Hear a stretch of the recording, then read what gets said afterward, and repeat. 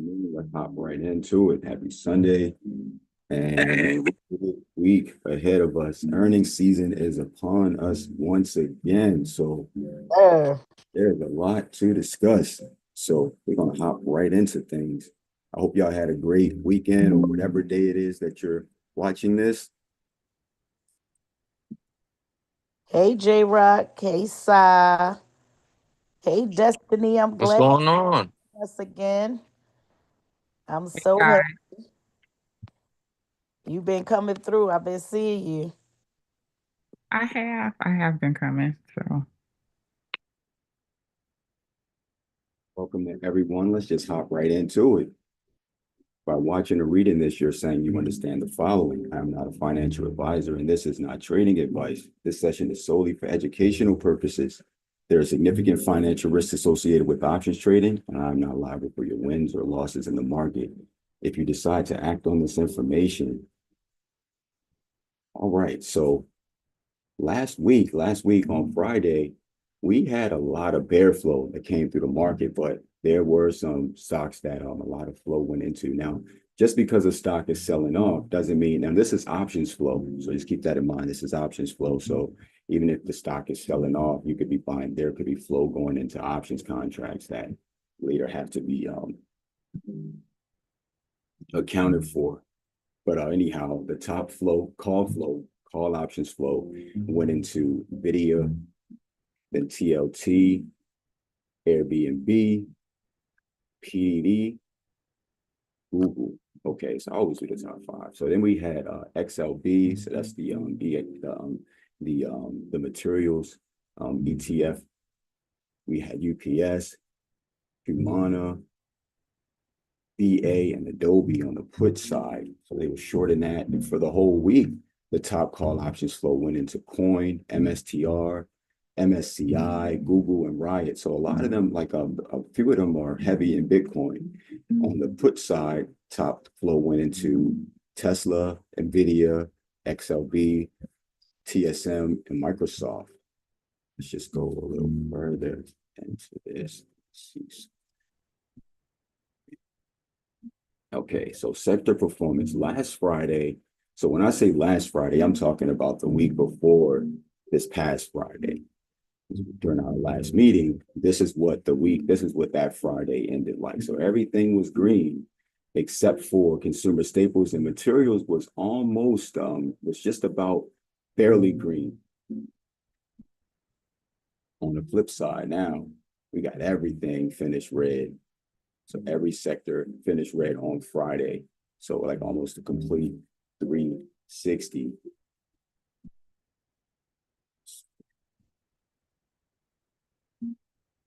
So we're still on this. Okay, so we're still in the first month of the year. So looking, let's stay the course. We kind of talked about this already. But again, I just like it's good to recap though, because just so that way members kind of stay focused and stay motivated and stuff like that, right? So again, this is the beginning of the year. I remember last year around this time, we had a similar conversation going into the year strong, especially in February, just having a conversation going into February at the start of February and letting everybody know that they had a clean slate and that it was a big possibility, a big chance for them to hop on this train and ride into profit with us. So this is how we finished last year. Once again, for those who just grab one contract for every trade alert, they would have made $62,500 plus dollars, right? So if you grab one contract, if you grab two of them per trade, then you would have made over 120K per single, for two options. So just keep that in mind. And the reason I wanted to kind of touch it again is because there are times when there are times in the market where things won't go right, right? And you have to cut a trade, you have to get out of a trade, you have to move on. And if you're the type that says, you know what, damn, they made all of that money last year, and I didn't participate, or I didn't make a lot of money, or let's say we had a big play or something, and you made a few $1,000s off that play. So now you decide, you know what, now I'm going to start grabbing 10 contracts or 5 because I want to catch up with them. What end up happening is in those situations where we have casualties and you have to cut the trade, it'll be harder for you to cut the trade. Like I'm gonna tell y'all, when I have to cut a trade and I officially cut a trade, I probably get the most DMs about that than anything, or admins get the most DMs too than anything, because people want to know, why are we cutting it? Why can't we just do this? Or, you know, should we have done it then? I'm like, hold on, how many contracts did you have? Like I can always tell when someone over leveraged or when they're looking at the wrong time frame, despite how the way they react, right? So, and I always tell y'all the first time I grabbed 10 contracts, I remember it was a SPY trade. I was in over my head because I was panicking when just off of a little 10% or 15% move, when it was only down to like a support where it needed to retest or something where I would normally average down. But I was in over my head, so I didn't know I wasn't moving the way I needed to move because it wasn't a clear-headed situation. But yeah, so there will be situations where you have to cut a trade. Now, the way I do things around here is, it's market structure over P&L, market structure over everything, right? So market structure over EMAs, all of that. So, and you have to allow with certain trades, there are certain trades that if I'm taking a trade in Meta, I'm going to give Meta at least a 30% margin. I got to give myself 30% margin on the Meta trade because I'm not missing out on that big trade. Especially, it depends on where I get in the trade at though. But I'm saying a lot of times you got to give that just in case for the variable, you got to give it that variable. But I ain't going to talk too much about this, but this is the important stuff. I know everybody want to get into earnings and all of that. We're going to touch that too. But you got to understand, like trading like a system. You got to have a system. You got to, if you want to trade full time and you think that that's what you want to do, for as your career, it comes with discipline, it comes with structure, or your emotions going to get the best of you. I'm just telling you from experience. So I'm just, every time I took a loss or something didn't work out, I always go back and evaluate what I could have done better and how I reacted to the situation. So, and sometimes if you panic or whatever, I'm like, why did I panic? I do this all the time. Like, okay, it's too much money. Or why did this trade do this and it didn't do what it was supposed to do? Oh, you got in at the wrong place. Stuff like that. You want to go back and figure out what it was and what you can make sure it never happens again. So it's just I want to make sure that we keep these things in mind, because when you think about it, let's say people will focus on the times where something didn't work out or anything like that, but every single month we finish with a surplus and a strong net profit every month. Like I said, the only month that kind of was on the low side of profit, which was still over 1,000% ROI on a $250 membership. So, but to me, I still look at that as a bad month because I took off a whole week in that month, September. But but yeah, we still at the end, because I always say don't trade with more than 20% of your total available cash for trading. So when I say that doesn't include your rent money and stuff like that, I mean trade money that you have allocated specifically for trading. You shouldn't trade with more than 20% of that per trade. So because if we die, you have 4 lives left. And if you're trading with me, Angela, can I just interrupt because I feel like you're just reading the how-to guide and you're going through information. If you're in our community, all of this information is laid out for you. And I feel like people haven't really taken the time to dissect that information properly or ask the questions that they need to. So they are feeling uncomfortable. They are getting in trades. And when market structure is breaking or the trade might be just coming to retest, they don't understand because they haven't really taken the time to retain the information that's already provided to them. So I'm not saying for you not to say it. I'm just saying, if a good percentage of the people in here are in our community, and if you haven't gathered this part yet, then I suggest you go back to the how-to guide and DM the admins, ask questions in the group so that you can get on point, because things is getting ready to go. I know that for a fact. I've been here. This is year 4. It's getting ready to go, and time waits for no man, and trades definitely don't. year 5, we just finished year 4. Oh yeah, year 5. I'm sorry.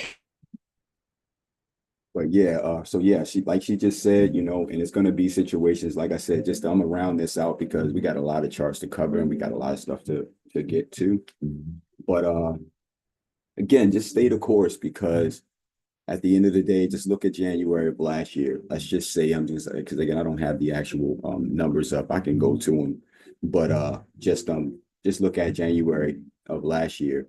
Let's say there was a trade that had to get cut or whatever, and I've had people. I'm just saying I had this happen a lot. People agonize over a trade that got cut, and we don't cut trades that often. But lately, I'm just saying because we had. Listen, I'm gonna tell y'all what. I don't want to jump topic, but I do want to just say this. Like we don't often we don't cut trades too often around here, right? But over the last week or so, I've been quickly to cut a trade because a lot of new people had joined at one time, and I just didn't want to. And I've been through situations where people aren't reading and they're jumping right in the trade. So I'm like, even in a situation where I would have allowed more drawdown on this trade, I'm not sure how many contracts people are buying. I don't know if they're really reading. So I want to make sure I don't want them to be down too much on a trade. So I'll give you an example. Well, we'll get to that in a second. But there was a situation that happened last week. And I just where I wouldn't have cut the trade, but I had, for the sake of the team, I just let me go ahead and get them out of this trade, and ended up coming all the way back. But the thing was, I just didn't want y'all to be down more than it would have been reckless to have you down more than a certain amount on that trade before the retesting and run. But the thing is, the more transparent members are with the questions and with the material, the more confident I'll be with not confident because I'm always confident. I mean comfortable with having newer traders in certain trades, right? So but just think about it. If something doesn't go right and I have you cut a trade, trust me, I have a blueprint. I have a whole plan. I have a book, it's like there's a whole setup that I have in place for the team.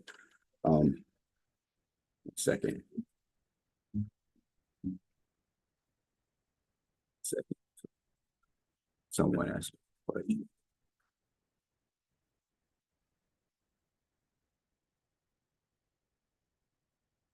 But yeah, so there's I already got a whole plan. So I always got a plan B. And if I have you cut a trade, let's say we got in a trade and it was $300 to get in the trade, and I have you cut it down like 30% or something like that, and so you got like $200 left over from that trade, and you decide not to cut the trade, right?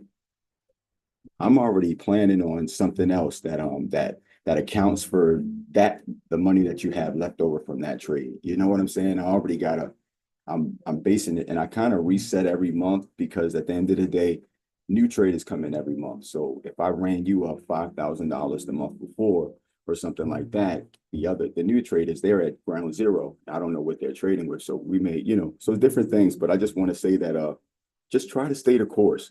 We never have in a situation, if I have back-to-back trades where I have to cut them, I'm come back with fresh eyes. I'm not gonna come back. I'm not gonna trade again that day. I'm not gonna, do something like that. And that doesn't happen very often, right? So I'm pretty strategic with what I'm doing. So I want you to just trust me and just follow the process, please, because each month you're going to end with a net profit if you follow the process and just start off with the appropriate amount of money. If you can't, don't jump into a trade if that's all the money you have and it's a $500 trade, and that's all you have. That trade ain't for you then. Don't jump into that. But I don't want to segment the group where I got a certain amount of people where I'm calling out these trades. You know what I mean? I don't really like doing that. So, but I want to keep this. I want us to all make money, but I just need you to trust me because I got this. I got it. Trust me. And so if you just do it the right way, don't lose confidence if a trade get cut. It's all about market structure.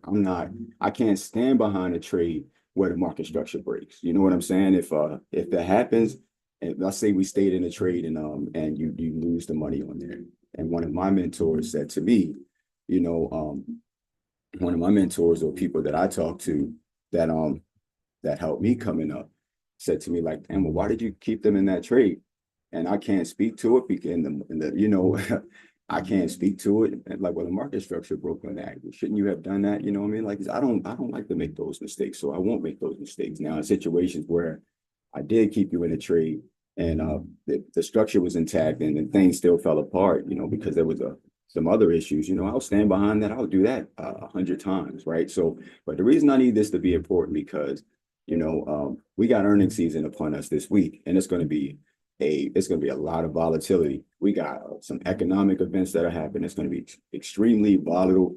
And I just need y'all to be on point. I need y'all to speak up now. Some people coming in already asking the right questions. So I already see it and I love it. But I'm saying if you want to make the money that you see us making, just ask the questions and just stay the course, because don't get discouraged if something don't go your way, because we got this. It's a plan in place, and we always end every month on top. And like I said, just make sure you have enough money in place so you're not risking your whole available cash for trading on one trade. And so, KK, anything else you want to add to that?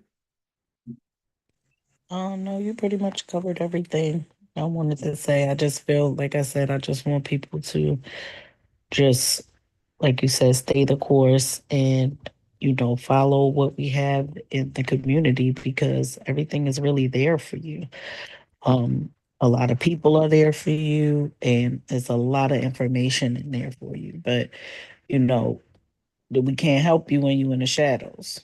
You can only get help if you come out and admit that you need the help. So I think a lot of people need to focus on that, and just making sure that they're putting their best foot forward, with retaining the information that's already provided for them. Last thing I would say, just if I had to say one thing and nothing else, just remember that if you started off with $1,000, 20% is that 20% of that is $200, right? So you can only trade with $200 per trade, right? And now if you grow that, if you want to use it, you want to make more, then you grow that to a little bit more, to where the 20% grows, right? So, and the reason I'm saying this is because, like I said, there will be situations where you have to cut a trade, and I don't want that to cripple anyone, and yeah, and because the next trade after the one that we cut is gonna bang, you know what I mean? And you won't miss that trade. And so, and then it kind of, it's a system, it's a system. And again, there may be this week, maybe a situation where no trades get cut, like they're, like I said, we very seldom cut trades. I just felt the need to do so. And I want to just make sure that the new members are on the right path, and that we're running it up. So yeah, so just that. And then another thing, if you were to get into every single trade that I alerted, just follow this one thing. Get in that, if it's a call that I'm calling out and you miss the initial call out, because sometimes, like, I'll give you a meta, for example. If I call out a meta trade like during during power hour in the morning, even in the power hour in the afternoon, a lot of times it bounces quickly. So, you may not get that initial entry price, and then sometimes it'll come right back and you'll get it again or get a better entry. But a lot of times you miss that initial entry price because it takes off, especially if it's a bullish flag breakout setup, something like that. But what I'm saying is, if you're buying calls, you should be buying that support. And if you're buying puts, you should be buying that resistance or very close to it, right? And but never at no man's land. If a trade takes off quickly and you see me already, like, meta up 25%, meta up 30%, don't jump into that trade. Just zoom out and look at the chart first and see what the story of the chart is telling. Or you can ask, is it too late for me to get in that trade? And if I have time, because when I'm in the other channel, when I'm in that channel running them on percentages up, it's time consuming, and I don't have the main chat open. I have the other channel open. So, but ask in the chat, somebody else may jump in and say something. But when I see it, I'm gonna come back with a chart, because that's what I'm gonna come back with a chart, and I'm gonna tell you what's going on. But all I'm saying is, don't be so quick to just blindly jump into the trade, because if you jump in at no man's land, right, or when the play is up 30%, if it comes back and retests support, you're going to be down 30% while we're probably at break even and probably adding to that position, because it's retesting that support again, giving us more credibility on that support level. You know what I'm saying? So if you don't know where that is, that's why you should ask. But then we do got resources. But again, the more people asking those questions, the more time I'll likely spend on Zoom when we're on Zoom. And I just need y'all to just ask these questions and just make sure you know what's going on, because again, there's so much money to be made this year, and you will get left behind. I want all of y'all to make this money with y'all. I don't want with us. I don't want it to be a lot of people that will come here say they'll be motivated because they see the big profits and stuff like that, but they'll blow their account and then leave, and then they watch from the shadows. So I just want y'all to just be here with us. And so yeah, those are the main two things. If you just have to do nothing else. Only trade with 20% of your available cash to trade, and only buy at support for calls and at resistance for puts. And then we got a options trading checklist that will give you that walks you through all of this information, all of the things that you should be checking off before you get into a trade. Everyone should be using that and reading the options trading Bible. If you didn't do anything else, just those things. And and if you got questions about any of those things, just paraphrase or whatever. Let me know what you got the question about, so we know you're at least following along to what's going on, and you're here to really make the money. Because if you're trying, I'll help you. I'll come out of the cut to help you at any time. So, And I just wanted to add one more thing. I know he brought up earnings seasons, but it's something Antoine always says: earnings, schmurnings. What he's talking about now is way more important than them earnings plays, because all they are is lottery tickets. true. YOLO lottos. That's all they are.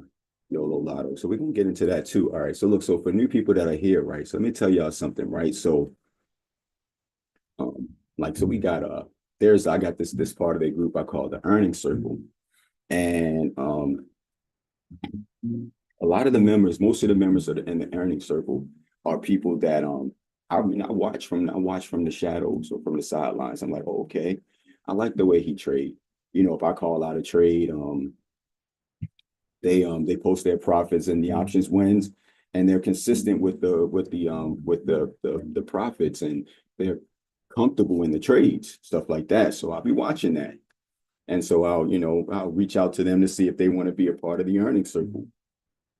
We're going to talk more about what that means. So, and so the reason that's important, because earnings, like she said, is a YOLO lotto play. So when people ask me about earnings, I'm like, earnings, schmurnings, it's just, it's nothing. It's money that you take to the club, that you take out of your wallet. You leave your wallet at home and you take it to the club. So when you wake up the next morning and you're like, damn, what happened? You didn't blow up your account because you left it at home. You took your play money with you. That's what you use for earnings, right? Now, this earnings bless us a lot of times, are like, we have like a huge success rate on earnings. Yes, but do we have some losses on earnings? Absolutely. Does it balance itself out? Absolutely. But so new people coming in right away, I wouldn't dare do that, just put you in an earnings play. Now there are times where I put the whole team in earnings plays, and those are the earnings that I feel that are less, that the risks aren't as high, and that if you stay the course, you'll recover on the trade. You know what I mean? You just have to be patient. Give you an example. The last earnings play that I put the whole team in was Nike earnings. Now, if you watch so right after the report came out, Nike ran like a bat out of hell, almost $20, calls in the money, deep in the money, or whatever the situation was, right? Then the earnings call, I told everybody, though, I said, don't get excited until the earnings call. Earnings call came out. They started talking about those margins, talking about how long it was going to take for them to become profitable again, and all of the drawdowns that they had, and all the tailwind, the headwinds that they have in the for the following quarter. They didn't even give us a guide. They didn't give us guidance for next year. That was the worst part. Stock fell off a cliff. Well, it didn't fall off a cliff. When I say it fell off a cliff, it dropped all the way back down to neutral. And in earnings, we call that trading in the middle, where both sides of the trade get clapped. But the way I did it, the team was, in my opinion, I felt like the team was safe. I told him, I said, don't worry about that. You're not going to make money on Nike tomorrow, but stay the course. When Nike choose a direction, you're going to make some money. And just on Friday that just passed. Now, keep in mind, Nike's earnings was like, it was before Christmas. So I think Nike's earnings was like around, was it Thanksgiving or was it after Thanksgiving? It was like, it was after, it was a few, it was the, It was right around that time. yeah, so it was a, yeah, so Nike, yeah, so earnings was a little while ago. And so this past week that just passed, Nike, those, our, Nike plays actually went in the money. So the whole point I'm trying to make is you got it, but a lot of people cut that trade when they saw turmoil and just got rid of it, got out of it because they don't know anything about earnings and they just looking for a quick trade, something to play out. But it's different strategies and different things for different levels, of anything. So earnings ain't for everybody. Now there are some earnings that play out quickly and you make a whole lot of money and stuff like that. But the people that I'm trying to take on this journey with me are the ones who, when things go hard, when things aren't going your way, you stay, you keep it you stay solid and you don't panic and you don't switch up. Because I'm gonna tell y'all, like a new guy came in the group the other day. I posted something on Threads. It was an earnest play that I was in, and we're gonna talk about that stock because there's something actually coming up with that stock that I want to talk to y'all about that could potentially provide a nice trade idea for everyone, right? So, but I posted it on Threads the other day. It was something, and and it's a Universe Corporation, right? So I posted on Threads the money that I made off that earnings play, and the way I did it was the I turned like $45 into over 1,000, but I grabbed two of them, so that was over like $2,000 profit. And then when market opened on the call side, played that quick jump and turned $200 into like 900. So just really quickly, but those types of things. So I was asked, was that something that I provided to everyone? And I let them know. I said, no, the last time, I provided the trade was Nike. And I got the silent treatment for like a week from the team after Nike earnings. You know what I'm saying? So, because I mean, like, that was, yeah, it was right before Christmas, KK, because it was right before Christmas. Because I think so. I think people probably use their Christmas money on that Yep, trade. it was yep, it was right before Christmas. And Yes, that's it was. what he said. But the thing is, like, I can say this with a cool, laid back heart or whatever, because I can go directly to the commentary. Because my main goal when I alert those types of trades to the whole team is to scare the daylights out of you and make you not want to take the trade at all. So, and I use around the same commentary about, this is a YOLO lotto. You could lose everything. Don't blow your Christmas money on this. It may not even play out right away, but if you stay the course, all of the stuff that I talk about. So pretty much, and a lot of people still wanted to get into that trade because the play before that, we were in, I think it was, was it AVGO or something like that? Yep, it was And AVO. yeah, they saw that. They saw the profit from that and how much money we made off of that. So they immediately wanted to jump, they wanted to jump into that play. But I couldn't put them in an AVGO play because if AVGO traded in the middle, they wouldn't have gotten anything back. Everything would have gotten clapped and it wouldn't have been no recourse because of how expensive it would have been to play that trade the way we needed to trade it, to play it safely.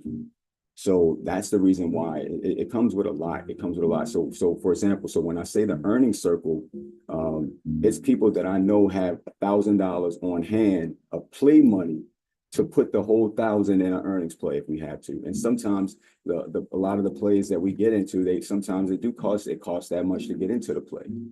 Sometimes it doesn't. But the whole point is I wouldn't take anybody who doesn't have any experience on that type of mission. Yeah, you can only take your snipers on certain missions like that. You know what I'm saying? Um, so just be careful. So when you see earnings and stuff like that, just think about the losses that people have to take in earnings and stuff like that. Because if you just take my regular trades, you'll make the same amount of money because a lot of my trades, regular trades, they clear north of 100%. We had one on Friday. So just keep that in mind and just stay the course. Like I said, there will be some earnings plays, but like I said, the more comfortable I see you are trading, I'm like, if we can follow directions, he got into a trade or she got into that trade. I see she posted the profit. Okay. I see 10 of those or a few of them. And I see, okay, they're good at trading and they aren't just all over the place. Then, you may get recruited to, the earnings circle, but it's also like it's attitude is everything. You know what I mean? Like if you take a loss and you disappear because something doesn't work out, you know, I'm like, no, I can't put them in an earnings circle. You know what I mean? Because they're not strong enough mentally to deal with that. But yeah, so that's enough about that for now. But we're going to get into some earnings and we're going to get into some charts because that's what y'all came here for, and some economic data. So let's hop into it. But yeah, we got a lot of new people. Show them some love. If y'all see them in the chat, if they ask questions and y'all got the answer to it, answer it, help them out. So they feel comfortable. But cool, let's go. And I lost my voice, man. I was at the Ravens game last night and it's cold and loud. And yeah, so go Ravens. Let's go Ravens, them boys. Yeah. Mediocre. Yeah, J-Rock, take your foot out your mouth for now. But anyhow, yeah, but anyhow, let's go. So I'm gonna come back to the chart setups for a second. I'm gonna go to the economic data first. All right, so look, here we go. So I'm gonna start with Fed speakers. We can start with the seconds.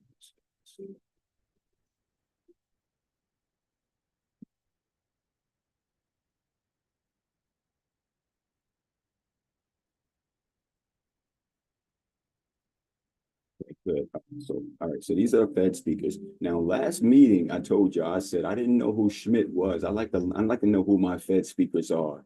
And Schmidt kind of, you know, I ain't really seen his name a lot, so I didn't know who that was. So Schmidt is the Fed president of Kansas City, you know. So I didn't know that. So I told y'all last meeting I was going to research, and then it just so happened that he popped up on the meet on the Fed list today. So he's speaking Tuesday at 10 a.m. So I don't know anything about their style. I have to just pay more attention. Williams speaking on Tuesday at 3:05. Williams is cool. Barkin on Wednesday at 9:20 pre-market. Barkin is cool. Now, Cash Kari is another one that we have to watch out for that be causing the market to make moves Wednesday at 10 a.m. So, you know, that's one of those times where the market kind of makes a pivot anyhow. Especially when there's economic data or something coming out, but sometimes it's a Fed member. So Cash Kari is one of those ones to watch. Williams again at on Wednesday at 11 a.m. Then we got Goolsby, who's another one that shakes the market up Wednesday at noon. Then we got Williams again Thursday at 11 a.m.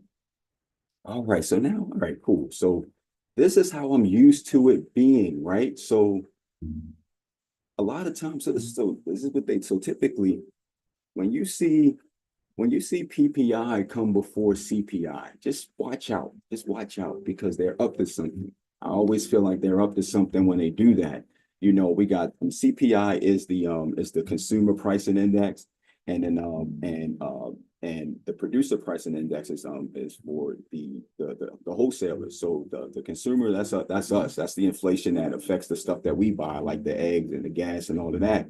And the wholesale, that's the farmers and the people who actually produce the stuff. The inflation affects them, right? And so they got PPI coming out before CPI, and PPI more mimics uh, PCE data, which is the Fed's primary inflation metric, right? Another something that we normally get at the end of the month. So I'm very curious to see how this plays out Tuesday morning and if we get a surprise, because everybody CPI Wednesday, but PPI may give us a surprise, and all I know is we'll be ready for it. So just keep that on watch, CPI and PPI. And then we got CPI Wednesday, and we got New York Fed Manufacturing Index on Wednesday. We got retail sales data on Thursday pre-market. Something else that we need to watch out for, and we will. It's the first one of 2025, and depending on how CPI and PPI goes, you know, retail sales data may be even more important. So we got a lot of economic data this month or this week already. So this year already. So just keep that on watch. We got jobless claims Thursday. We got Fed Philly Fed Manufacturing Index Thursday. We got building permits Friday and housing starts Friday. But yeah, so we just need to keep these things on watch because it's a lot to watch out for. Oops. So let me switch my screen for a second.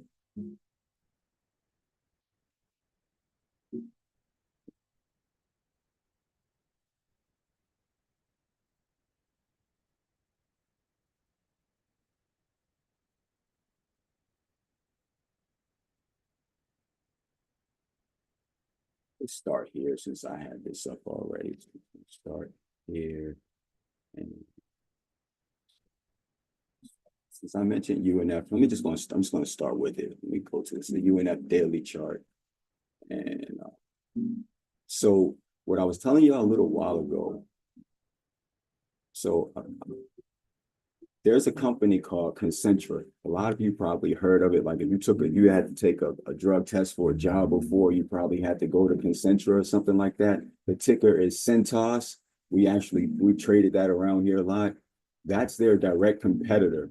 And so silently behind the scenes for months, Centos or Concentra has been trying to buy them. Concentra was offering them a cash buyout of a cash offer of $275 per share.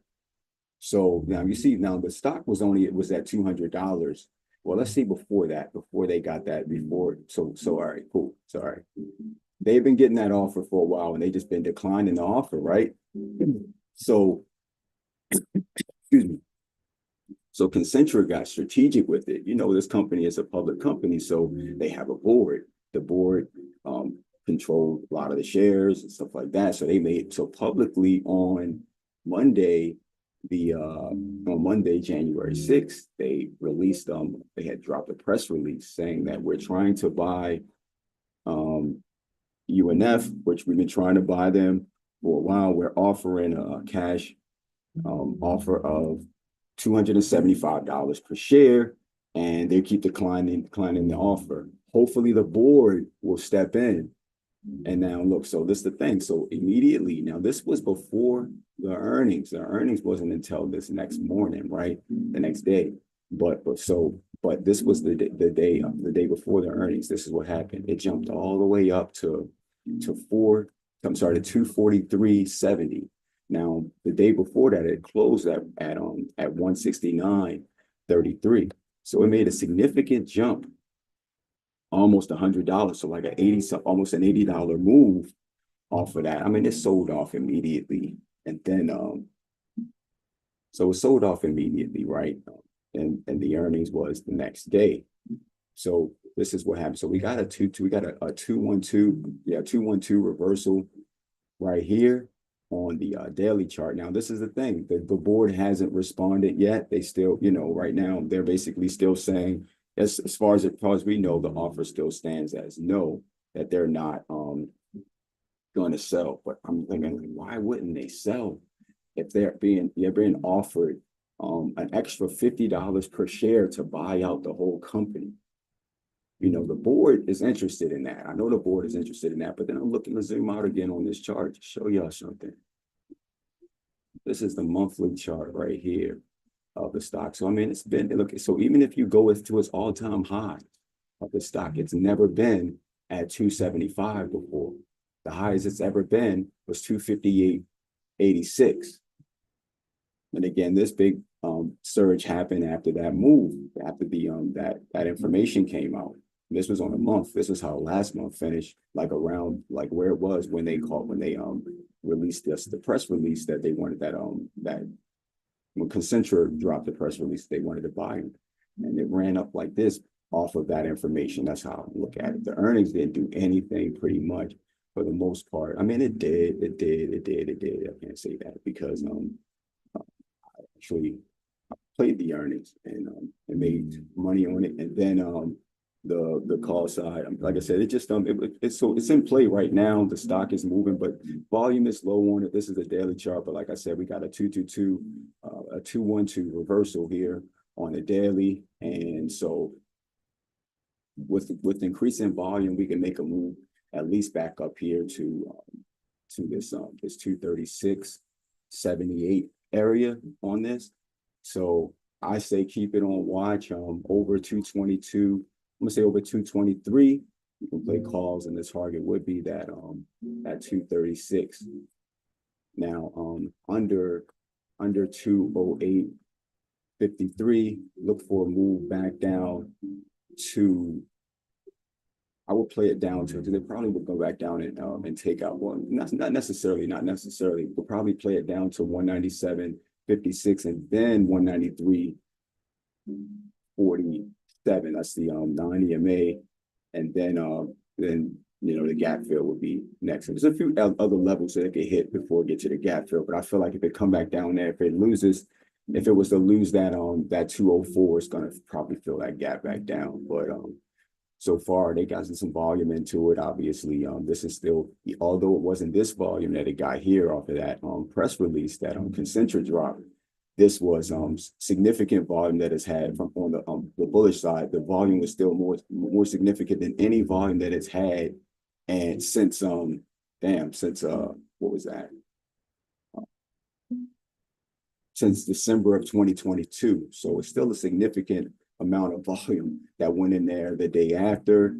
Well, it was earnings. What I'm saying, they've had other earnings since then, though. You know what I'm saying? And then this volume right here, the following day, the follow-up took it up again, because that offer is looming that, people think they're not going to take, or that they already said they weren't going to take. But now it's up to the board. Trust me, the company was declining it behind the scenes, and maybe the board didn't fully know about what was going on, but now they're calling on the board and the share members, so let's see what happens with it. But I just wanted to put it on your radar, because a lot of stuff, this is stuff I'll be doing behind the scenes. It's not just about a play. I like to know what the story is, like if there's a fundamental catalyst, or if there's just any sort of catalyst that follows the story that the chart is telling. So again, keep it on watch. Now let's go over to Nike, since I already had it up here.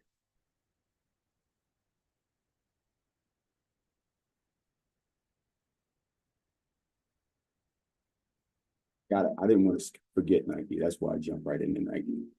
So Nike is approaching levels that it hasn't hit since COVID. And let me go to and zoom out a little bit more so you can see this a little clearer. See what's really going on.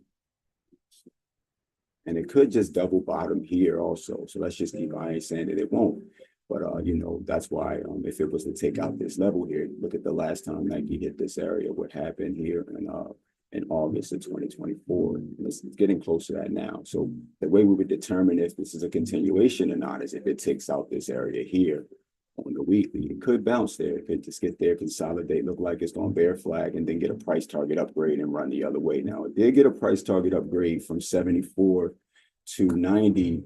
I think it was Friday that price target upgrade came out, but I still don't, I think it's too early for Nike.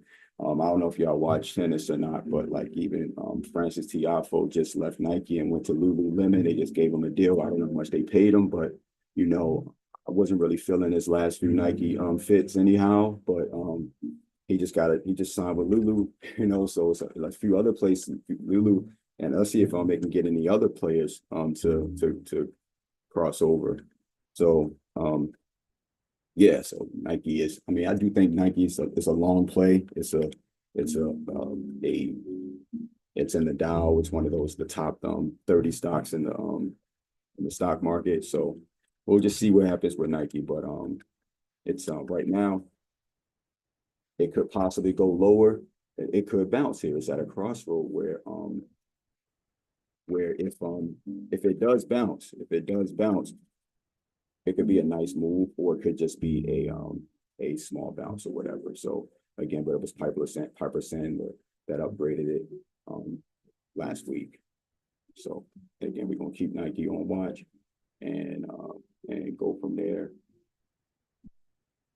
But hold on.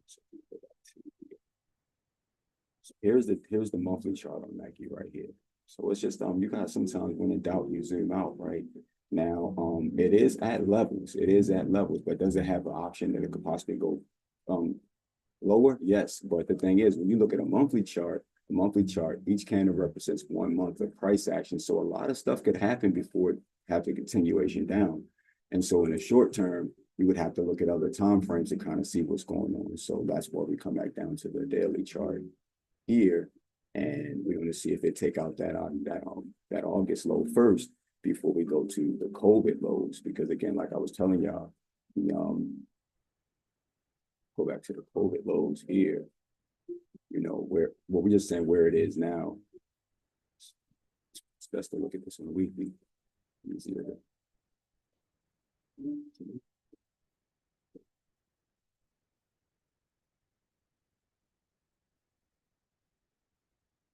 see all the how the life cycle of this stock so far, right? Everything has been through. Here we go. All right, cool. So here's the COVID lows right here for Nike. So we're gonna see if we were to lose, these levels here. So we lose, what is that? We'll call it 70. I'm just gonna say 70 period, but it's like 75, 70, 75, but I'm gonna give it some margin. And if it lose 70, then we got some ways down to like 64 and even lower, right? So a 60 would be the low. But yeah, so let's just watch it because Nike like to make those strides. But if you look at the chart right here on the daily, it's been going up and retesting the 9 EMA. So what could happen here? Nike could get a bounce here off this area here. That would be a cool bounce, and you can play that up. See, this is what I'm saying. You can play this a certain way if you just follow the price action and look for a setup on a low time frame. It could bounce here off this level, and it would go back up and retest the 9 EMA, and then you get that flush down, and then it take it out, or you just play around here for a while. But if it get that little pump back up in here, it's going to give it that volume needed when it's surging back down, possibly enough to break this structure here. So again, just keep it on watch. So for Nike, like I said, on here, I'll say puts under 70, 75, and you can play that down to my target would be 60, 65 on here. I'll give it 65. But let me see if we got any gaps over here. I know I saw a gap because I like to just play it to the gap first, and then before you, yeah. So I think that would be the 60.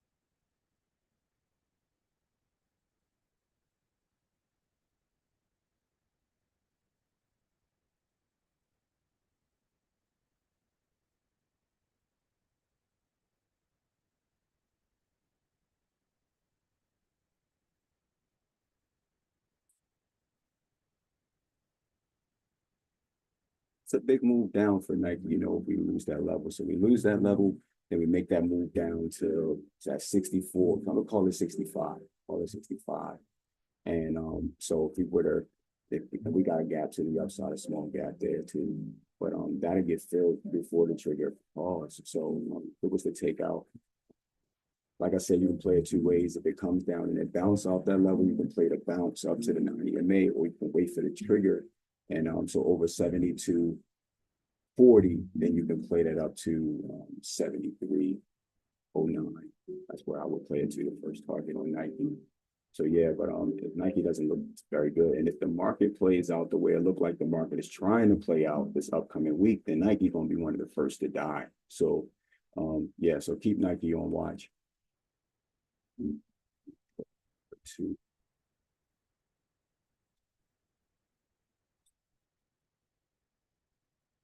WM, another one. So look, so because now earnings season ties into this, so let me just cover. Let me give y'all the setup. Because every chart, every market, everything tells a story. So let's tell the story first. And I'm gonna start with QQQ. Should have started with SPY. I'm gonna start with QQQ. The team and I talked about this Friday. We were already locked in on it since we actually were locked on it last meeting. If you go watch the replay of last week's meeting, we discussed this also.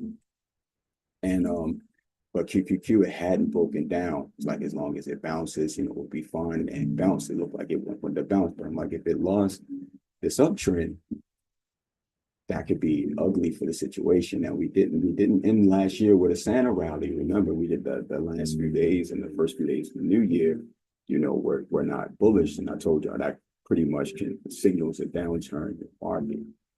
And historically it has happened, right? So we got a candle confirmation under this uptrend, but it's still technically holding this support. Not technically, it is holding this support area right here on the daily, but this uptrend broke now. This is why the uptrend is important to me, because if you look here, I can go all the way back. I can even pull this longer. Now, obviously, I can zoom out and make it do something else too. But the point I'm trying to make is like since September of this year, it's been in this uptrend. And it's been bouncing off it and holding it. And then just to take it a step further, ever since it reclaimed the 50 EMA back in September, it's been holding it and bouncing off that. Even though when it loses 9 EMA, the 50, it comes back down and it holds that 50. It lost that 50, and then we got that candle confirmation right here. So that just doesn't look good at all. And so if you zoom out here on weekly, like I was telling y'all, that level here is still being held though, this structural level here. So we want to see how this plays out. If we could get a bounce before a continuation to the downside, it doesn't really look good. It doesn't look like it really wants to, we have a lot of strength in the market. But like I said, we got some other situations, some other levels that are set up as well. 1 second, I'm just trying to bring up this screen. I mean, it's more bearish than bullish on this chart. Just to be straight up, we got a 2-2 continuation, a 2-2-2 continuation here. And so what I'll say is under 503.92, we could get it's a big down. That's why I'm just looking at this chart a certain way, because we could actually, that's a big move down that we can get off of this. So I'm gonna always keep 500 in play because that's a psychological level. So under 503.92, let's see if we get a bounce down at 500, and that is an area where it has bounced before. So I'm gonna put a level there just to be, just to be consistent. I'm gonna put a level down here at 500 because it's a psychological level. But then after 500, we got 495.71 and so on. Now, if we were to find a way back up, and over 511.58, personally, I'm gonna say over 512.07. That's where I would play calls. You can play calls a few ways, but if you want to wait for the trigger, I would say over 512.07, you play the calls, and then your target would be this gap fill up to 515.27, and then 517, then 517.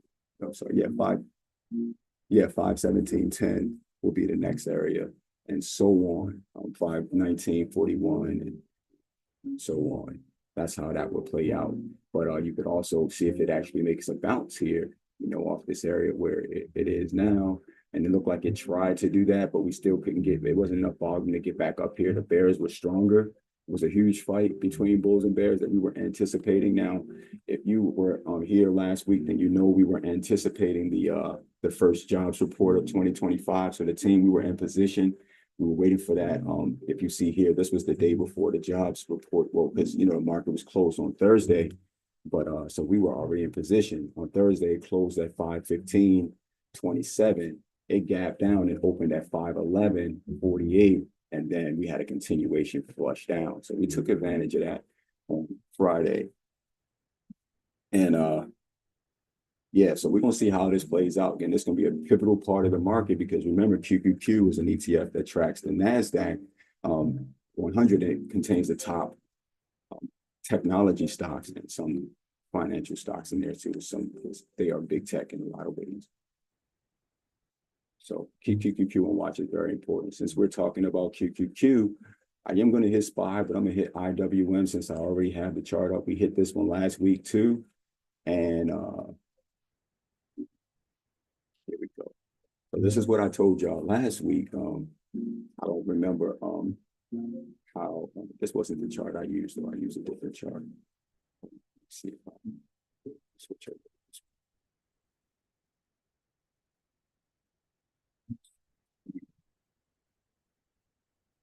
But yeah, so actually let me go back over to this one. So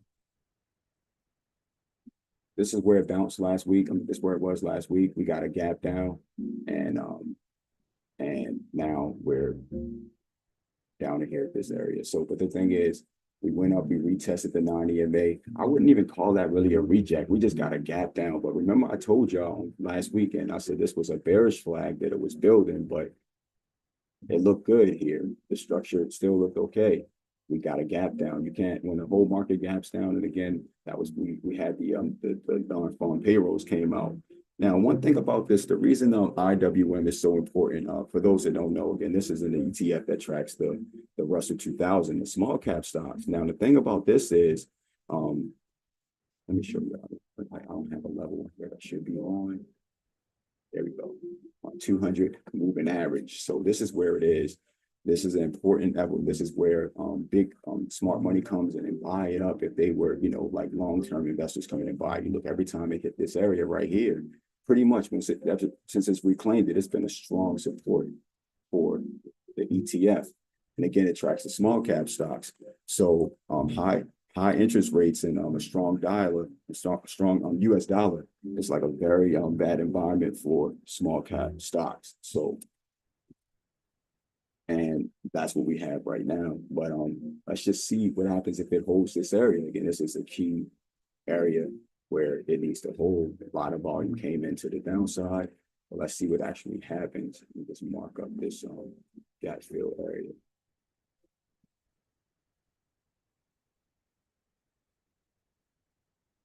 These ETFs, they're important for what's about to happen because again, we got a lot of the S&P 500 about to report, and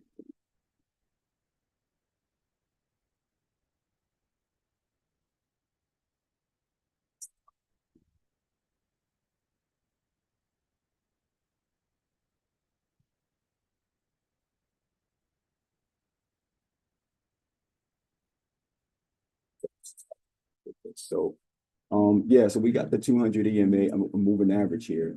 Not the EMA, the moving average. So we got the 200. What I say is, I wouldn't. You could play this two ways. You can play this as personally, I wouldn't. I would say the trigger for puts would be under 240, under 214.88. So under 214.88 would be the trigger for puts. The first target would be 213.97, and then the gap fill at 211.65.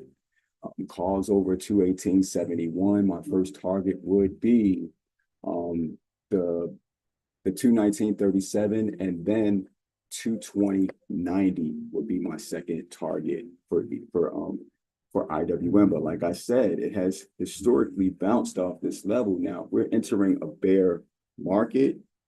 I mean, a correction or something like that, a correction cycle. Because I don't think we're gonna have a bear market. I do think we get a correction, but not a bear market. But this is a good place to bounce. You see how far it's come down over the last few weeks. Then that bearish flag, here we go. Now we're down here. So let's just see how it plays out.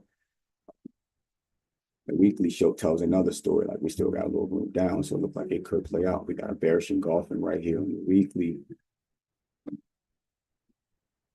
Now I'm gonna hit SPY. Is an ETF that tracks the S&P 500, the top 500 stocks on the New York Stock Exchange. All right, so here we go here with this one. Another one with a 222 continuation here, went up and rejected. It kind of looked like QQQ, but we just got we got a few more stocks in here. Well, a lot more stocks in this one than we have in QQQ. So look, I'll say we got a gap fill here, and it looked like it's trying to fill that gap. But let me just mark it up for a second, and I got a few other things to fit on this.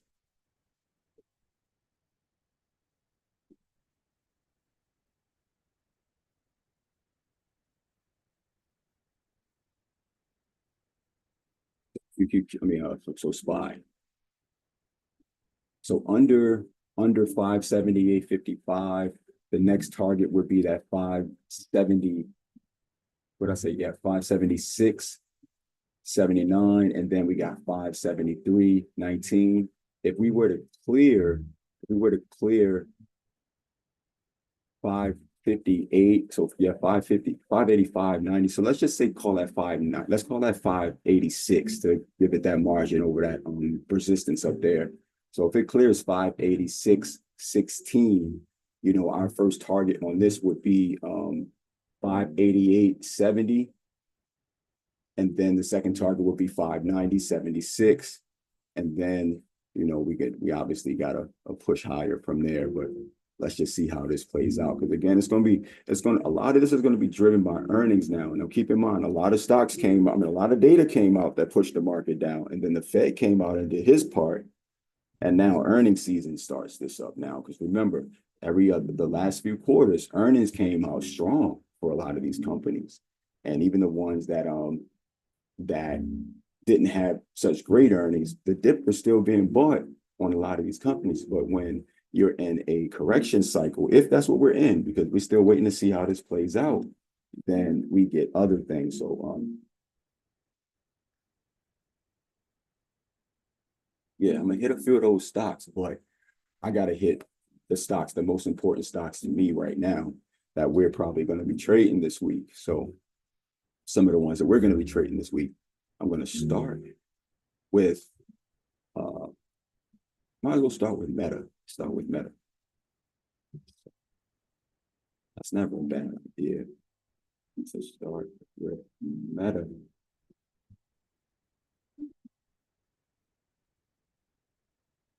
We got Meta here. Okay, we got a Meta session hourly. I'm gonna change this to a weekly.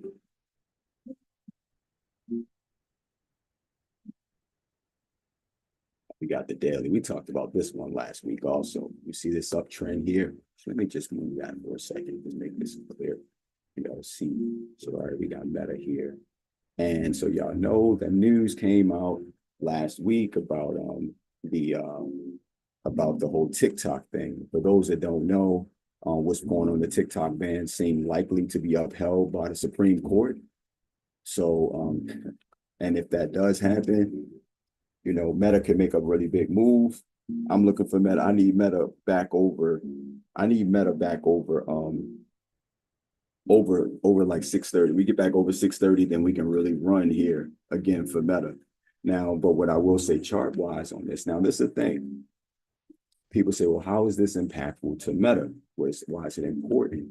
It's important because Meta got Reels, right? Meta has Reels. And if TikTok gets banned in the United States, then all of those businesses and people, influencers, they're going to come over to Meta and use Reels, or they're going to go to Snapchat. But Meta is a bigger platform, so that's why Meta, when the news came out and, that they were likely to uphold, because, on Friday morning, pre-market, TikTok called the bluff and they said, well, look, if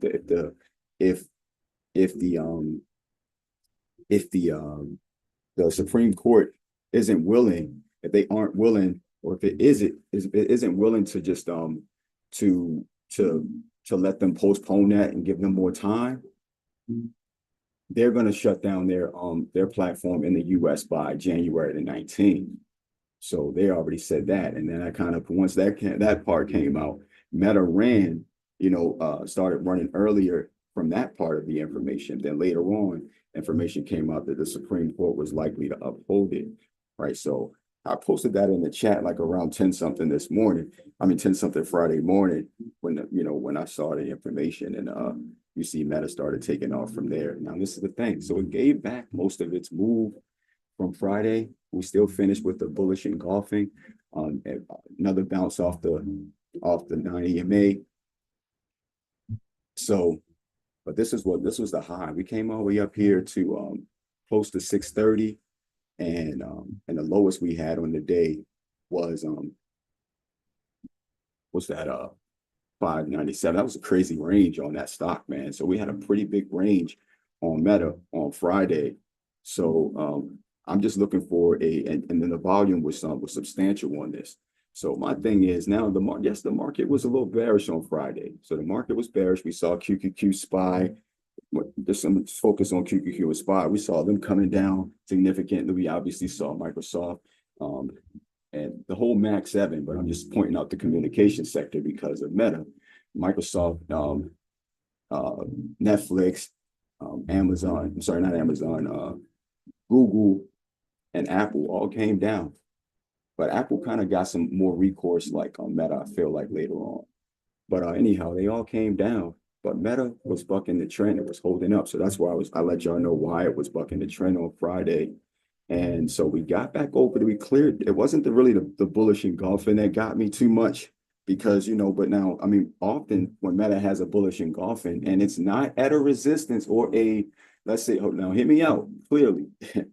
Typically, when Meta has a bullish engulfing on the daily chart, if it's not at a resistance level or something like that, we get a continuation in the direction. We typically get a gap up and a continuation to the upside. If Meta has a bullish engulfing on the daily, there are situations where that doesn't happen.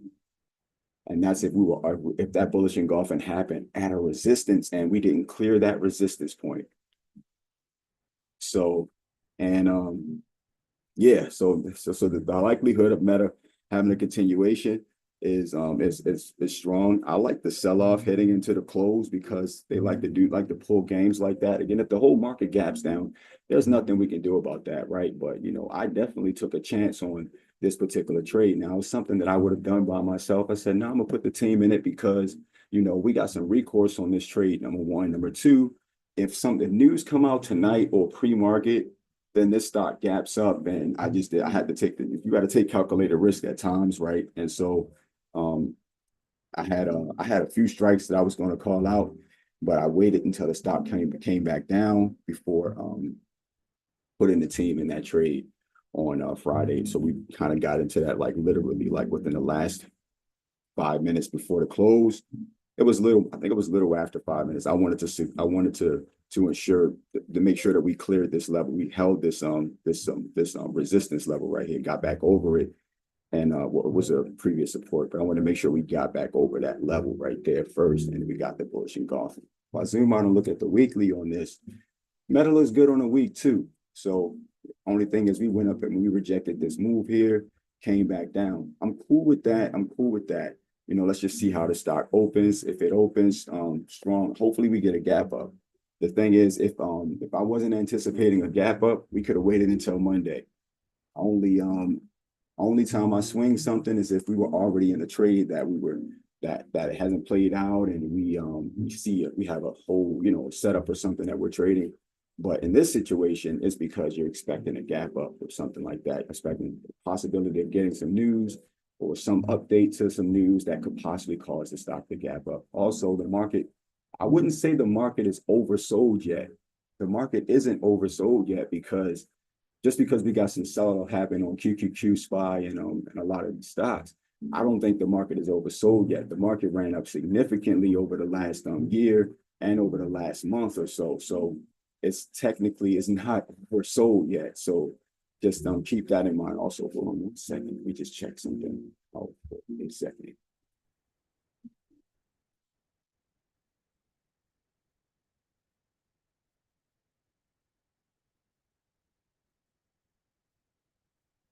Yeah, so like I was saying, the market isn't oversold yet. So you can use so I don't have it on my chart right now, and I typically only use it on larger time frames. Most of the charts that y'all see are intraday charts, right? But you can look at the RSI, right? The RSI is the relative strength index. It'll let you know if the stock is over. And the reason I don't talk about it much is because if you try to use it intraday or after something real significant happened, you can get false positives or false negatives on an RSI based off of what happened on a stock, right? Or how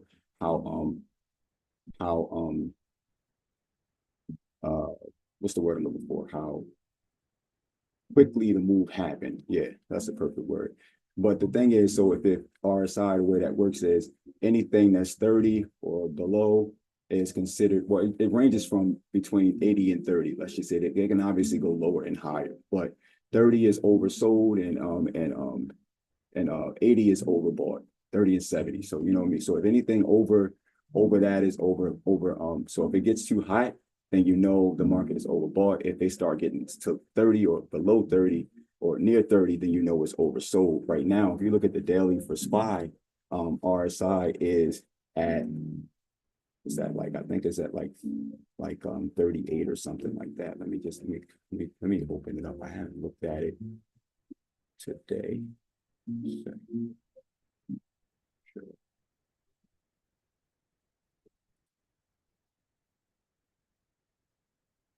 Yeah, so RSI is at it's at 38.50 for SPY on the daily right now. So, and for QQQ, the QQQ is at 42.60. So it's not oversold yet. So, you know, for QQQ anyhow. So, you know, if it wanted to go lower, it could go lower and still not be oversold. You know, again, most people buy stocks when they're oversold. But my thing is, the market did sell off a lot, and it did stop. It stopped at some levels that it could be bought up at. But Meta specifically, you know, there's some news that could take place before the market opened that could cause Meta to bounce and run. And I wanted to be a part of that. So I put my team in it too. You know, again, I'm like, if we got a gap down or something like that, it wouldn't be that significant. And then, you know, I would just get my team out of the trade, but I just had to put them in this trade. So they wouldn't miss if we did get a move. Now, this is a pretty big range on Meta right now. So I'll say calls over 630 for a move to 638, 40. And then, you know, obviously, we got a big range on this. This is an uptrend here. So just look at this. So regardless of what's going on in the stock right now, we got an uptrend range that's happening here. And Meta bounced off its 50. It bounced off a few levels, and we still finished green amidst the market sell-off, the market stress test that happened on Friday. So just keep that on watch now. Under 597.34 for Meta, you can I'm gonna say, yeah, under that, then I'm gonna say under 5, because I don't want you to, what I don't like to do is I don't like taking chances with smaller moves. I'll say under 593.97. The first price target would be 592. I'm sorry, 590.22, and then 585, and so on. So that's how I would play it with Meta. But you know, it's been staying in this range. Look at this purple range right here. That's where it's been staying in. And we got it. We finished outside. So we finished with a bullish engulfing, and it finished outside. So that's when you know it's a lot of volatility in a stock when it's an outside candle. So we got a 223 outside with a bullish engulfing on Meta after reclaiming. Well, it already held the 9 EMA 50. But yeah, this looks good. Looks good on for Meta right now. And again, we're just gonna see how this plays out tomorrow, because again, yeah, I know there was a lot of commentary about Meta, but people want to ask these questions, and I just want to make sure I have answers for you about what's going on with these stocks that we are trading. Hold on one sec. Hit that. Hit that. I'm gonna hit JP Morgan. I'm gonna hit it. Hit JP Morgan.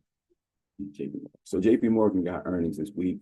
Everyone knows that. I like the way the stock looks right here. This doesn't mean that I like it for earnings. I just said I like the way the stock looks right here. I just want to be clear about that. I like how the stock is holding this support right here. Hold on. I like the way the stock is holding support right here. And it's right here at the 50 moving average. Nice strong hold. I mean, we did get a 222 reversal. Sorry, yeah, 122 reversal here. But it reclaimed the 50 moving average, and it's right here at support. It looks like a nice place to bounce heading into earnings season this week.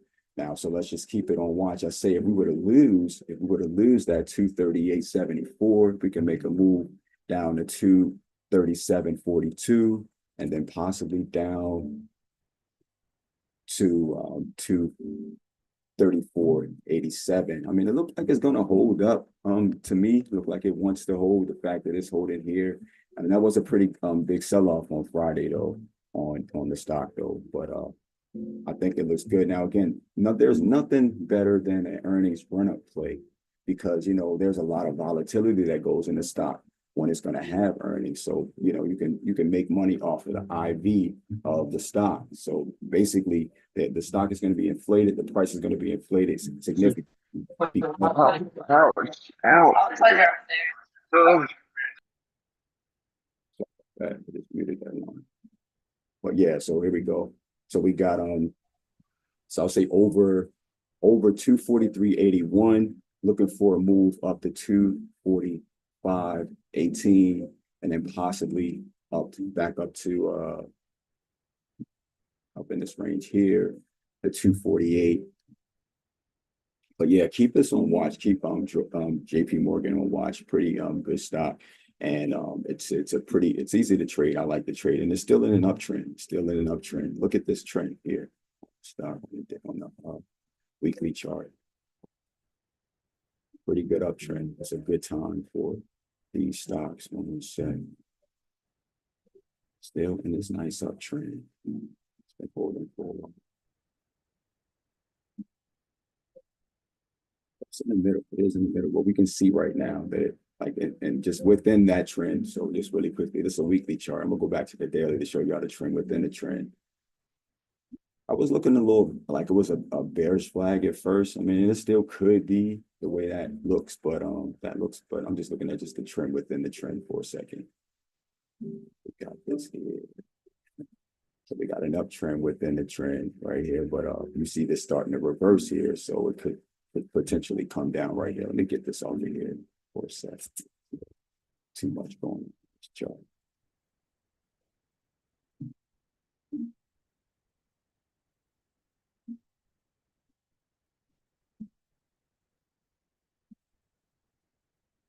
See, we got a trend within a trend. We went up and tested the top of it, and now we're coming down. So yeah, let's just see what happens. Because again, we still at the support though. We'll see if it comes down. I mean, just again, that's what I like about charts and setups, because if it doesn't break down, then you don't trade it. Simple as that.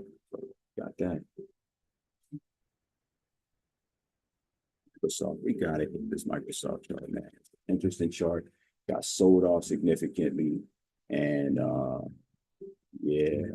So you see where it is. You see the trend on that also. It's right here at the 200 EMA.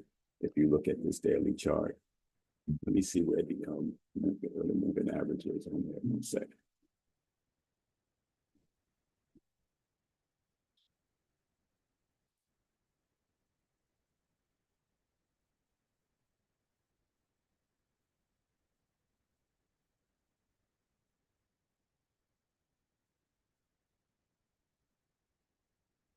Off right here at its 200 EMA.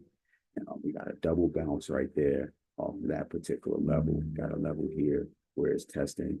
I mean, I don't really like this too much though, because we went up, we've been rejecting this 9 EMA. You see, it's been fighting with it hard, right? Look at this. Look at all of the, I mean, obviously, I'm just looking at this trend first before I get to this here. But you can see ever since we lost the 9 EMA on December the 18th, it's been rejecting it. It's been fighting, but it's been getting rejected. But then when it lost the 50, that's where all hell broke loose, because, and it looked like it's starting to set up a bearish flag here. If you look at it, been coming up and rejecting this. Even when we got this breakout right here, it was a head fake. It came back down and finished with an inverse hammer under the 50 EMA. Then we had the non-EMA cross the 50. Now, look, this is where it's okay, though, for now. It's okay for now. But look, we got the 50 EMA starting to cross down. Now, let me show y'all something else again. I wanted to see it for a reason, but now that I gave y'all a little more context, let me go back to it. Show y'all something.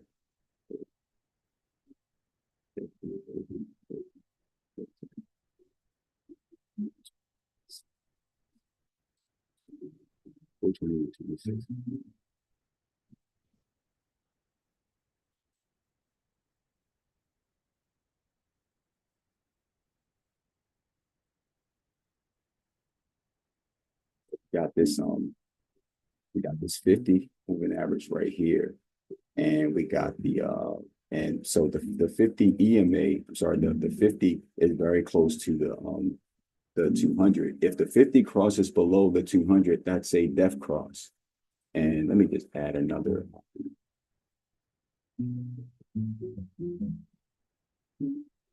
Just so I can show you without having to change it up. Let me just check.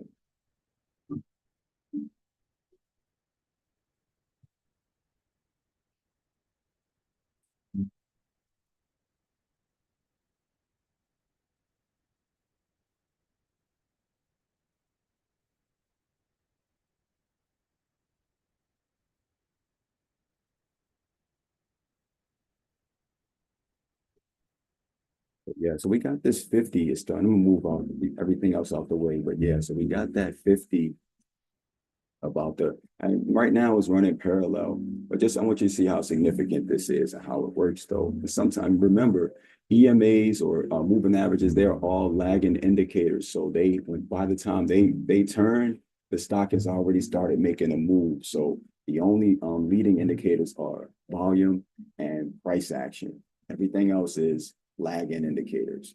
So, but yeah, so a def cross is when the 50 crosses below the 200, and a golden cross is when it crosses above. So you can see, looking for where we had a def cross. You can see we had a golden cross start to happen here at this point, and it did go up some more.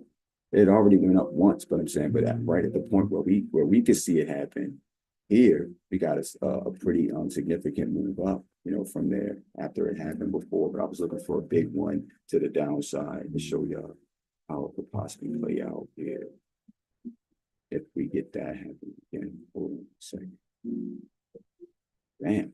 So we haven't had one in a while. We had some close calls, but we haven't had one in a while. Yeah, this golden cross here. You see what happened though. After this happened here, look how hard the stock ran up from there. So although we had a really significant move that was bigger than what was left after it continued up, we still got it, and it still signaled a continuation to the upside. I'm looking for a depth cross now. So, okay, there we go, right here. Right, so this one. But you see, the move had already took place on this was a good example where a move took place already, but then we got a continuation. Look at this. So look, we got the depth cross here. This move had already started taking place here. It already took place. Then at this point, when we got the depth cross, the stock was coming back up. But look what happened, but then it flushed down significantly. So when the depth cross happened, look how low the stock dropped after that depth cross. This was the depth cross here. Yeah, it ran up a little bit, but the downside was catastrophic, right? You see that it was like that was over $100 move, like $100 move down from that depth cross. Microsoft. Now, Microsoft is one of the biggest stocks on the planet. And when QQQ, well, I'm saying mainly when SPY, obviously both of them are in QQQ, it's in QQQ and SPY, but I'll be watching Microsoft when SPY is selling off, and it'd be one of the first stocks that they sell off. I told y'all this last week. It's so funny. We talked about this last week, and that's exactly what happened this week when SPY sold off. Microsoft was one of the first that they tried to kill. But you see here, it's like we getting these rejects here. So we're going to see what actually happens with this stock. There's some downside that we could have from Microsoft. Now, obviously, we got this uptrend here, so we're going to watch the uptrend too. But we still need to keep in mind the actual levels. We can zoom out for a second. When you see this bearish engulfing here on the weekly also, but you can also see how outlined this level is here for Microsoft. So we'll see what happens. But all of this, what I'm telling y'all is everything is painting a picture of this story that the chart that the market is telling. But do I think it's going to break this trend? We're going to have to see what happens again, if it happens again. But right now we got time frame continuity. We got a bearish engulfing on the daily and the weekly chart. This not really matter right now because we're only early in the month. I just want to look and just see for a second. And a bearish engulfing on the monthly. So we got full time frame continuity with bearish engulfings on Microsoft. Doesn't look good at all for the market. So, but we'll see what happens. So under 415. looking for a move possibly down. So we definitely got to give it this margin. I'm gonna watch this trend here. So under 415, we'll see if it holds this uptrend. So under 415, 413, well, actually, yeah, because most likely it'll bounce off this trend, but that doesn't mean you won't get some wicks that that take out the area, even if the stock doesn't close there on the daily. Y'all know what I'm saying? Sometimes you'll get the wick, you'll get more of a wick, but then you don't get the continuation to the downside. Just get like here with the situation here. We lost the 200 EMA, but the wicks, they came down here, but it still closed up here. So, but yeah, so if we were to lose that 415, I'm looking for a move to 411.50 and then possibly 407, 60. We'll just see how it plays out. Now, if we were to clear 425.10, I'm looking for a move to 428.26, and then 429.04, then 431.90.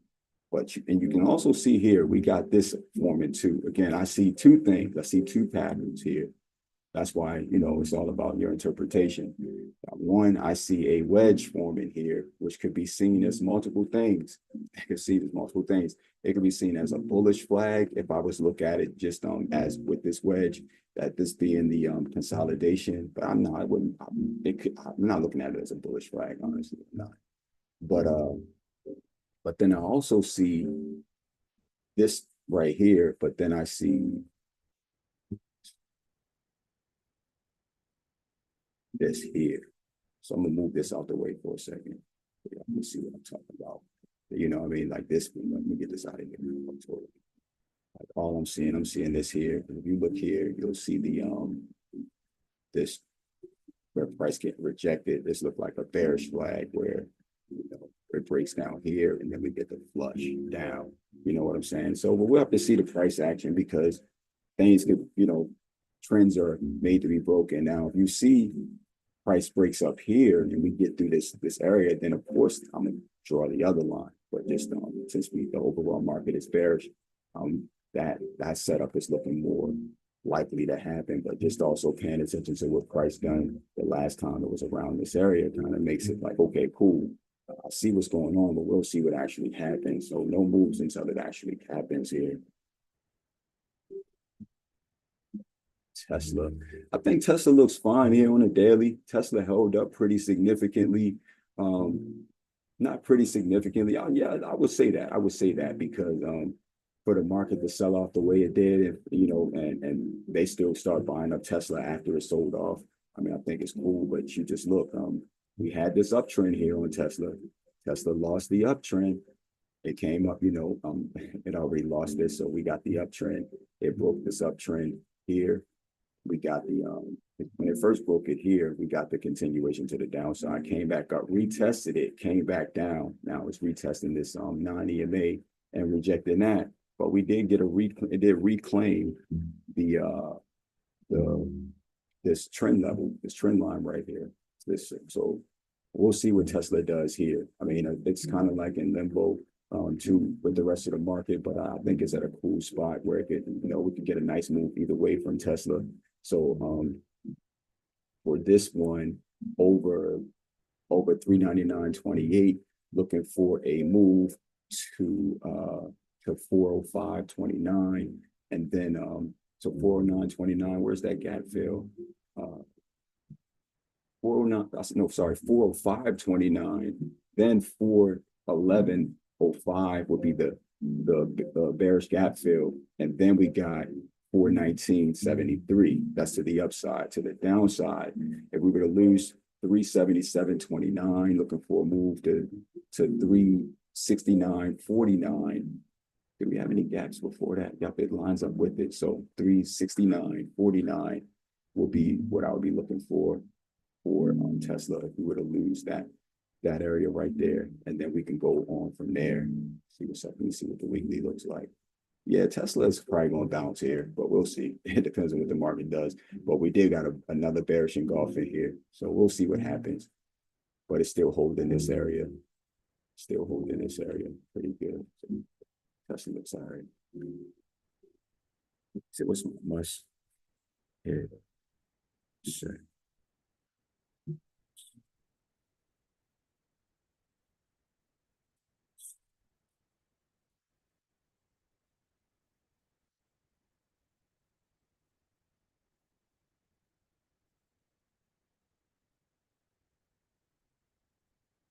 So I know y'all heard about what's going on with Fubo, right? With Fubo TV. So right now, Disney has acquired 70% of Fubo TV, and they're planning to integrate it into Hulu Plus TV. So,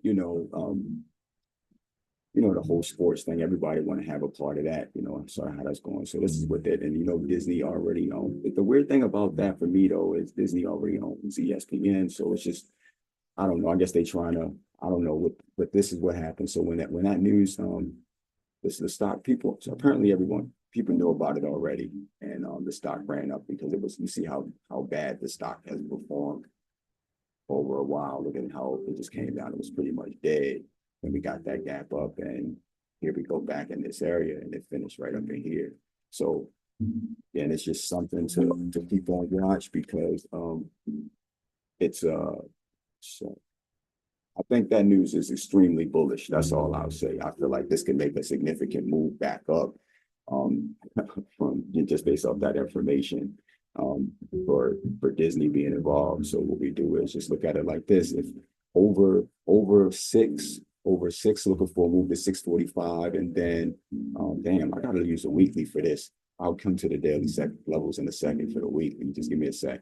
Under 499, look for a move back down to like 455, and then possibly lower. But it looked like they're probably going to buy this up if they didn't sell this off on Friday. I spoke to a weekly so we can see what's going on, because the stock has been dead for so long. I had to come to the weekly for some real levels on this stock. Yeah, so we could, and that's crazy how far it is away from its EMAs, man. So right there, we got the EMAs, that nice jump up. All of them were stacked down there. Obviously, we got the 9 moving now. But yeah, so over that 645, then 7, then 8. So that's something to keep on watch. Fubo, because we got that going on with Disney. Again, it's just something that we should be keeping an eye on, because you see the potential the stock has. And Disney kind of pulled back on that news. But yeah, let's just see how things play out.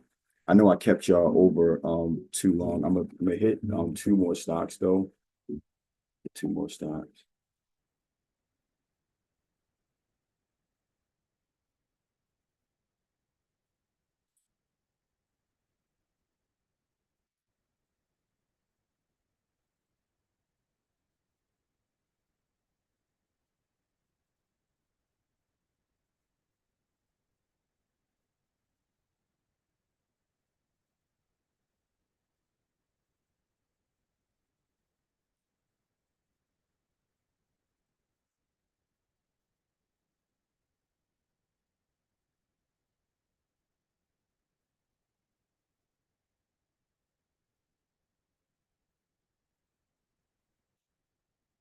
Bank of America. So Bank of America finished right here, just under its 9 EMA and 50 moving average, but it's holding. It's right here at a support area. So almost look like JP Morgan in a way, heading into its earnings this week. And this is a very inexpensive stock to trade. Again, not saying that I would play it for earnings or anything like that. Just a trade idea to for people looking for something to trade, not necessarily for earnings, just trade, right? I like the setup here. I like where it finished, but just keep an eye on it. I'll say over. I'm sure what but just it's a pretty good run up stock, and I like the trend on it too. So I'll say over 4605, looking for a move. So 4631, and then obviously 4631, 4650, 4712, and so on. If we were to lose 4474, looking for a move down to 44.48, then 43.75. And but again, this stock right here, again, it's pretty cheap to play it, but it has a pretty nice move heading into earnings. So like when I say heading into earnings, meaning a run-up stock, and it's a good stock to play after earning. Now, one fun fact, I mean, it trades in the middle a lot of times for earnings. So, so just be careful if you're thinking about trying to play it. I'll be very careful with the stocks that I choose to play for earnings, but yeah, so it's a good stock that you can trade as a run-up trade. And for people with small accounts, it's something that you can just keep that you can watch heading into earnings season. So just and if since we got all the banks reporting this week, there's an ETF that tracks the financial sector called XLF, as in Foxtrot, or as in financials, right? And it broke out of a bearish flag here that it had on the daily, but it stopped right here at a support area. We'll see what it does here, because it could make a significant move down. There was a gap filled. It looked like it's filling right now, but it could be saved. Earnings could save it. But this is the thing: if we are in a cycle where we're going to have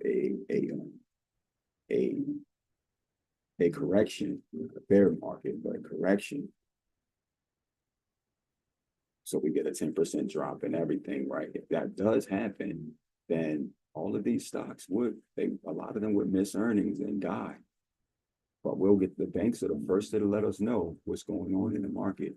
And I'll be really paying attention to what a lot of them say during their call, just because they'll let us know if they have any headwinds heading into this to Q1.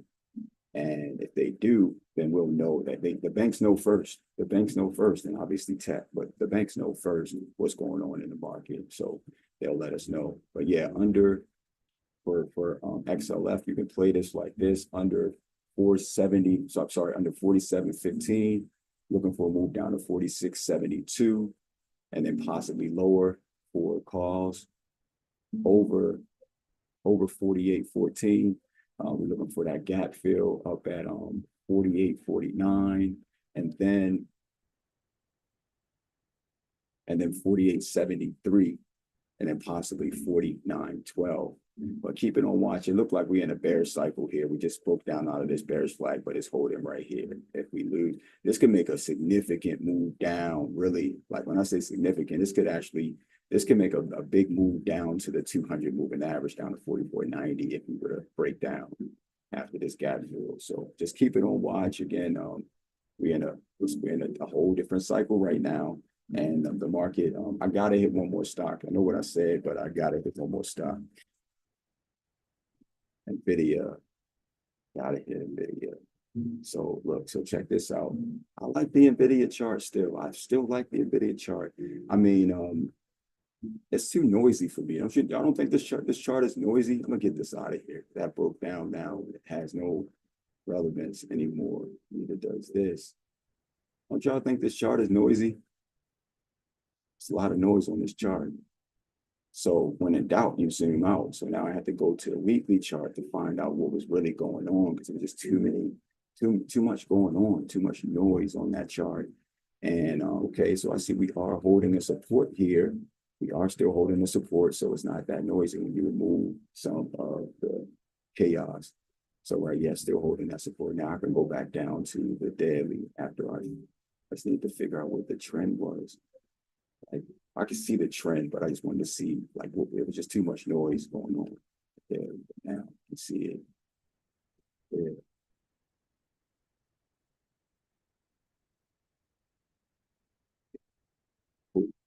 So yeah, so for NVIDIA, I mean, it's okay, it's cool. I'll say if we were to lose, because I mean, this still is a bearish chart though. It's a pretty bearish chart for the most part, but we are holding the support. If we were to lose, I'm gonna say 134 just to give it some margin, but 134.32. I'm saying you lose 134. Looking for a move down to 130.84. That's a significant move, and then 127.40. If we were to clear 139, like we were to clear 140, we were to clear 140, looking for a move back up to We're going to clear 140, looking for a move back up to 141.34, then 143.45, and then 145.74, and so on. That was a significant move. Now, remember, that was that keynote last week. We talked about it last weekend. It came out, the market gapped up, and then we got the bearish engulf, and everything came down. And there goes NVIDIA, finishing with an inverse hammer after rejecting the 9 EMA, closing under the 50. So we in a situation here. Let's just see what happens with the market. Let's see how the Asian futures market open tonight. But remember, we got a lot of economic data. I'm gonna need my team to be vigilant. I'm gonna need y'all to ask questions. I'm gonna need y'all to be on point with us, depending on how y'all handle this week, going into this week. And if I feel like y'all really, y'all out here in the trenches, and I can trust y'all, maybe an earnings or two thrown in the mix. You know what I'm saying? But it's gonna be on y'all. KK, wait up. Thoughts on that last comment? You're on mute. If you're speaking, you are on mute. But I see you unmuted, but I can't hear your word. Still nothing. Y'all hear KK? Nah, I can't hear, but we all know how she feel about earnings. So we're pretty Oh, sure we can't know what hear she her. gonna say. That's funny. That's funny, Mr. Weaver. You already on point. I think she something was going on with her audio. But yeah, you look, man. So yeah, but like I said, that'll be based on Can you hear me now? I can hear you. Okay. No, all I was going to say was, you know, pay attention to the charts. I wouldn't, for people who are in the community, the chart alerts might be a little bit too advanced. So I would just take Antoine's charts. I would want to say that I want to take 10 of his trades successfully, before trying to move into other avenues.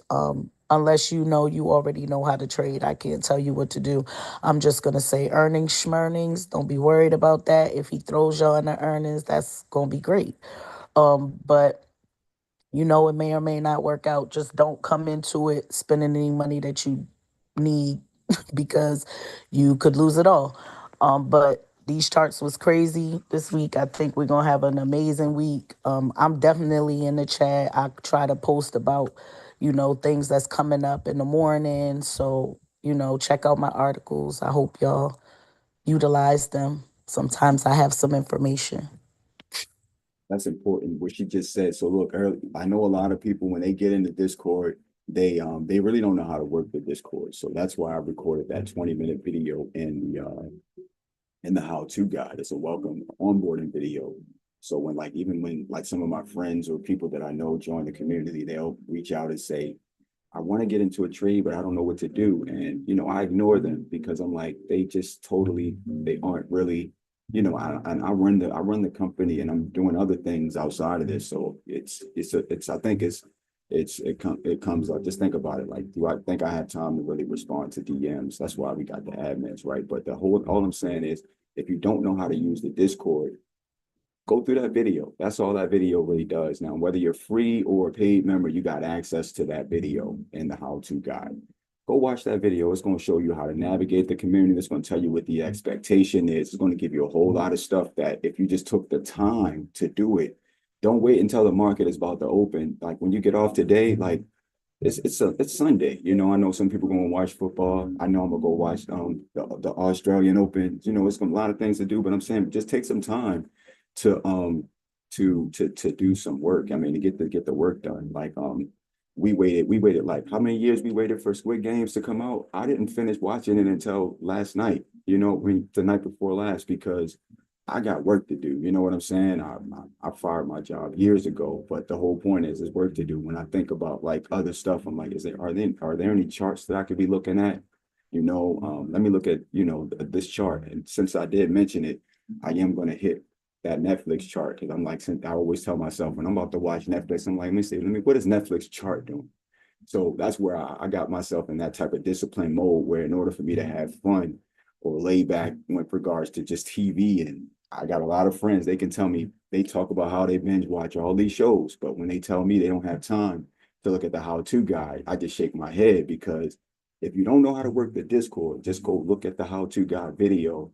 It's going to tell you everything, where everything is, how everything works, and then everybody will be on the same page. Just at least know the basics. That's half the battle, knowing those things, right? So like she said, then you'll be fine. You'll be at least be in the situation where you know what's going on, and you don't have to you won't have to, you won't be in a situation where you don't at least know where things are. And so, like she just talked about the chart alerts, some people say, well, I don't know where they are or when they posted. Yeah, I'm like, they didn't read the how-to guide. So like little small things like that, it goes a long way, and it'll help you out. And we got a lot of tools around here that really make you that help you get to from where you are to where you need to be. And we here to help. But yeah, so even the free members have access to that stuff. And that's pretty much all I wanted to say about that.